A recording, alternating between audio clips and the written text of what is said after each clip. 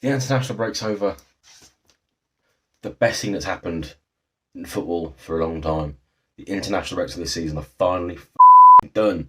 They bore me. I really don't like them. They're just. I don't want to see teams like San Marino play. It doesn't interest me. Admittedly, North Macedonia humiliating Italy was very funny, but that wasn't because it was a friendly. That was, that's a World Cup qualifier. That's different. But in general, international breaks, when it's just friendly games, even the Nations League is just.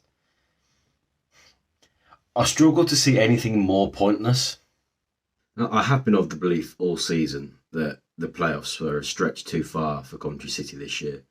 And it looks that way. It looks as if, for a want of not saying I told you so, it looks as if I'm going to be proved right. But I think it's a step too far for us in general as a club right now, not just because of the team and the squad that we've got, but I think our position as a club and our resurgence, I think it's too early to be in the Premier League. This season in particular, it might change next year or the year after, but for where we are right now, I think it would have been actually quite a bad thing to go up two divisions in such a short space of time, only because of the pressure it would have put on the club to succeed and the fact that we still don't fully trust the owners. Now, they have proven themselves to be somewhat less over the last few years, but that still doesn't mean that they're good. And the problem that comes with getting promoted to the Premier League is the money is enormous if you can stay in it. And we don't have the money to spend that would end up keeping us in it. And what might have happened is you might have had what's kind of happened to Huddersfield, what certainly happened to Wolves for a couple of seasons. When they went down, they kept going down. It happened to Aston Villa as well. They didn't get relegated again, but it took them a good few years to climb back to their feet. And I feel like we've made so much forward progress in the last 3, 4, 5 years that we don't need to rush it and overdo it.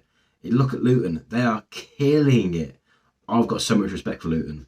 Last season, I thought they were one of the teams that would be struggling bottom half and just get away from it in the last couple of months. But they've smashed it, and fair play to them. I hope they succeed. I hope they go up. I don't think they will. I hope they go up because it gives us hope. And it will show us that we can follow that trajectory. There's no reason that we can't. But also, we don't need to spend ourselves into oblivion. And that's the big problem. When you spend yourself into oblivion, like clubs like Wigan and Portsmouth did, and Derby did, we're again in the position that we were about 10 years ago, 15 years ago, where we're in administration and we might not have a club. I mean, let's not forget, as much as we hate Zizou and despise a lot of the things that they've done to the club, they are the reason we still exist. Because if they hadn't popped in, bought the club out at the very final hour, we'd be gone. There would be no Coventry City. Now, that's not a defence of them. It's not me saying, oh, they're amazing. Let's all gather around in a fire pit and eat marshmallows and telling funny stories about them. They still need to prove themselves as good owners to a lot of people, including myself. But I just think that the slow but steady approach is the one to take, because the moment you start trying to overdo it, you can overdrive it and end up actually forcing yourself back, like Derby have. And such a painful position to take when you are in a good position and you've been in that bad position and are starting to recover, to see another old, famous, great club risk extinction because of the decisions of inept board members. We don't need to force that on ourselves. If we can get the squad together and we can play together as we have done this season and improve it next year with Mark Robbins and Adi Voivash, there is no reason we can't. But I wouldn't want us to just blow everything that we've got and try and throw everything to stay in the league. If we get relegated, big deal. We've been a Prem team. We got relegated before. The parachute payments will do us a world of favours.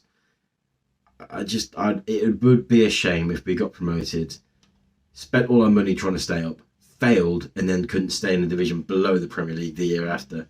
And I think that is a real risk. This is potentially cause to call me a pessimist, but the state of football right now, especially after the last couple of years, is delicate. And I just don't think we need to jeopardise all of the forward momentum that we've got trying to rush a goal that I strongly believe will one day come. And we should follow the trajectory and follow the path that we've taken up to now and trust in that process and just see where we go from there. Let's just enjoy the ride.